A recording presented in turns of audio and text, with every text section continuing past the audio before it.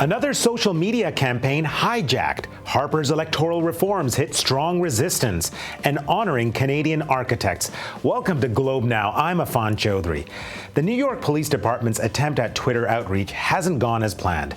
People were asked to send in their pictures with friendly cops, and some did. But then their hashtag MyNYPD got hijacked.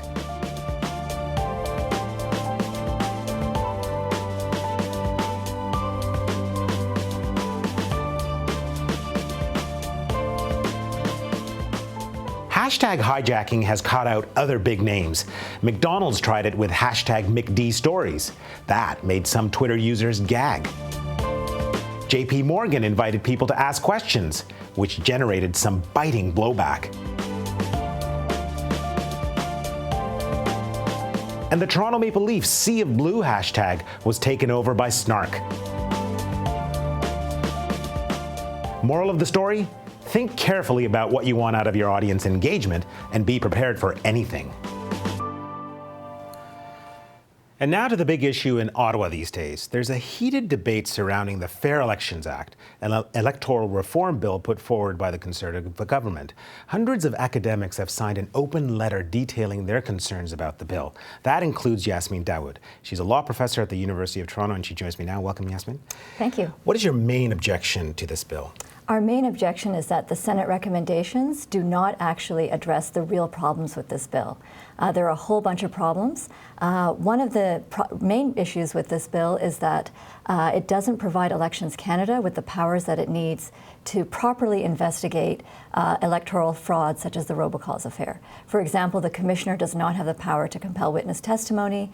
The bill also puts a gag order, limits the things that both Elections Canada and the Commissioner can say to ordinary Canadians in terms of encouraging them to vote or telling them about investigations into electoral fraud. Interesting. Now, we've had a lot of reader responses on this issue, and much of it has been critical. And let's look at one. This is from Carol Bream, who says it's totally ridiculous. There's little or no evidence of voter fraud. What do you think? I think that she's right. There is no evidence of voter fraud, and certainly nothing linking vouching, which is one of the controversial issues here with this bill. There's no link to fraudulent voting there either. So this is a non-issue. Now, if it's a non-issue, why are the Conservative government making it such an important part of this bill?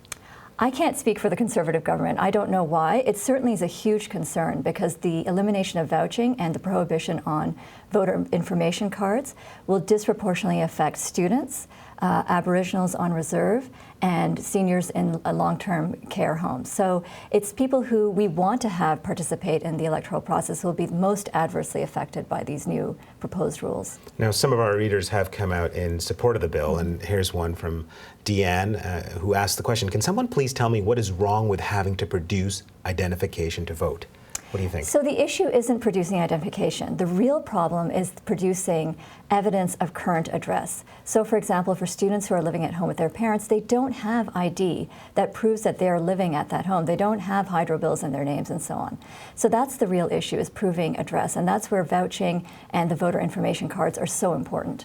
Now, I mean, we have seen the letter and you know the critical nature of it in terms of this bill, but what are you for when it comes to electoral reform? We are for neutral and fair rules. We would like to see electoral reform that is in line with international standards of electoral integrity so that the process is fair. The process by which the bill is drafted involves widespread consultation with all the relevant parties, such as Elections Canada and the opposition parties and the public. So we're looking for fair, neutral rules that comply with international standards of electoral integrity. Now, this is not the first letter you've written. This is the second letter. And, you know, there was not a lot of, response in terms of changes to the bill after the first letter was published. What is your expectation following this letter that you published? We would sincerely hope that the government will take seriously the concerns of all the experts that have appeared before the House and Senate committees, and also our two letters. There really are major problems with this bill, and these aren't partisan positions. These are based on international neutral standards of what's acceptable. Okay. Well, thank you so much, Yasmin. Thank you for having me.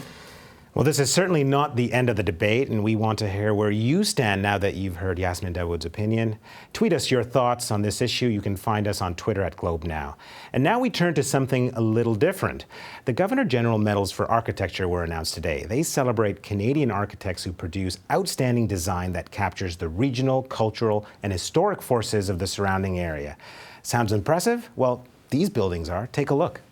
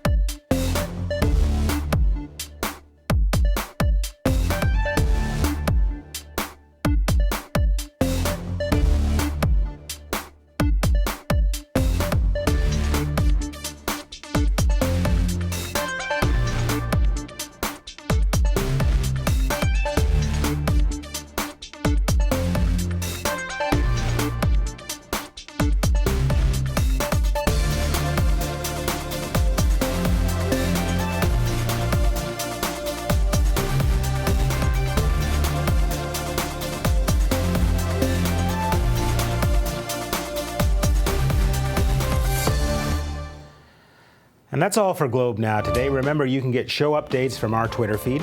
You can also tweet your opinions on the topics we've covered today. Are you for or against the Fair Elections Act as it currently stands? We're at Globe Now. Thanks for watching. I'm Afan Chaudhry.